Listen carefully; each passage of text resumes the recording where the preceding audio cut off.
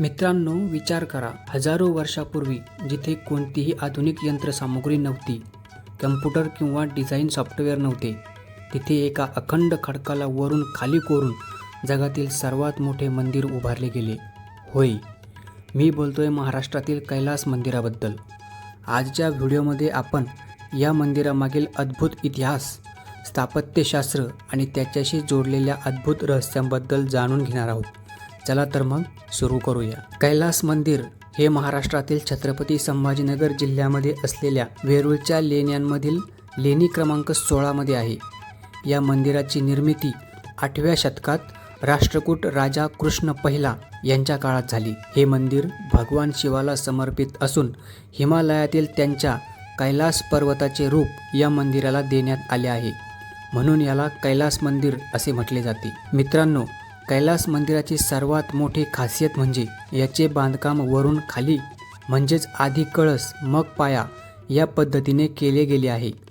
सामान्यतः कोणतीही इमारत किंवा मंदिर बांधत असताना आधी पाया बांधावा लागतो आणि मग वरचं बांधकाम करता येते, परंतु इथे उलट पाहायला मिळते.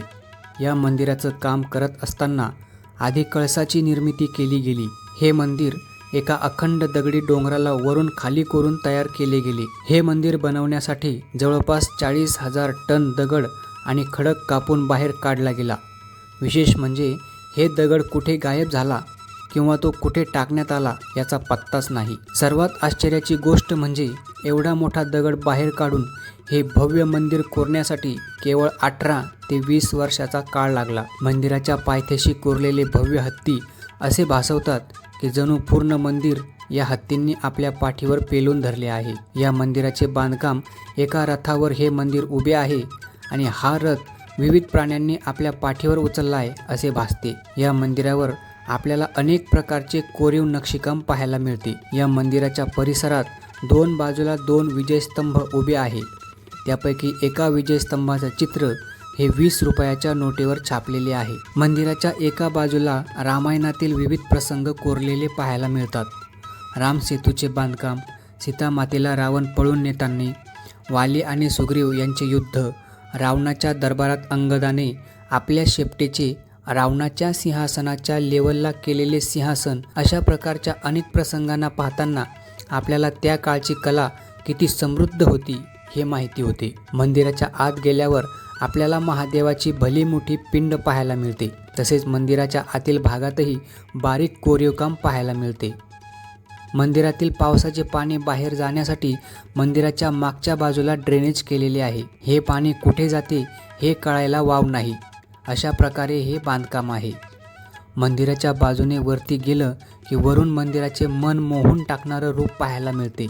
हे विहंगम दृश्य पाहिलं की मनाला एक वेगळंच समाधान वाटते. या मंदिराचे सामर्थ्य दाखवणारी एक प्रसिद्ध ऐतिहासिक कथा आहे.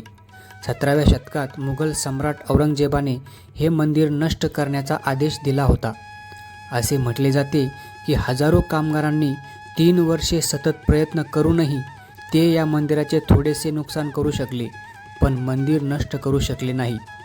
शेवटी हार मानून त्यांना निघून जावे लागले. या प्रसिद्ध कैलास मंदिराच्या बांधकामामागे एका राणीच्या नवसाची एक लोकप्रिय आख्यायिकाही जोडलेली आहे. एका प्राचीन आख्यायिकेनुसार राजाची राजा गंभीर आजाराने भगवान शिवाला प्रार्थना केली. राजा पूर्णपणे बरा झाल्यास ती शिवाचे एक भव्य मंदिर बांधील आणि जोपर्यंत त्या मंदिराचे शिखर पाहायला मिळत नाही, म्हणजेच शिखराचे दर्शन होत नाहीत, तोपर्यंत ती अन्नग्रहण करणार नाही, असा नवस त्या राणीने केला होता. हा नवस काही सोपा नव्हता, कारण मंदिराचे बांधकाम करायला कित्येक दिवस लागतात, कधी कधी तर कित्येक वर्षही लागतात. राजा बरा झाला, पण संपूर्ण मंदिर जमिनीपासून वर बांधायला किंवा खालील बाजूने कोरून वर जायला वर्षे लागली असती. यामुळे राणीचा उपवास आणि जीव धोक्यात आला असता. कोक्सा नावाच्या एका हुशार मुख्य शिल्पकाराने एक अनोखी युक्ती सुचवली. त्याने टेकडीवर वरपासून खाली खडक कापून सर्वात आधी मंदिराचे शिखर तयार करण्याची योजना आखली. काहीच दिवसात शिखराचे काम पूर्ण झाले आणि राणीने शिखराचे दर्शन घेऊन आपला उपवास सोडला.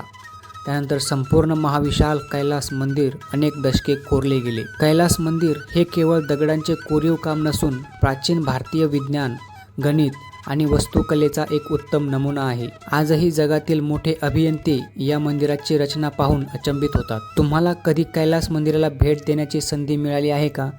किंवा तुम्हाला या मंदिराविषयी काय वाटते हे कमेंट्समध्ये नक्की सांगा. व्हिडिओ आवडला असेल तर व्हिडिओला नक्की लाईक करा, मित्रांसोबत शेअर करा आणि अशाच नवीन ऐतिहासिक व माहितीपूर्ण व्हिडिओसाठी आपल्या चॅनलला सबस्क्राईब करायला विसरू नका. धन्यवाद. जय महाराष्ट्र.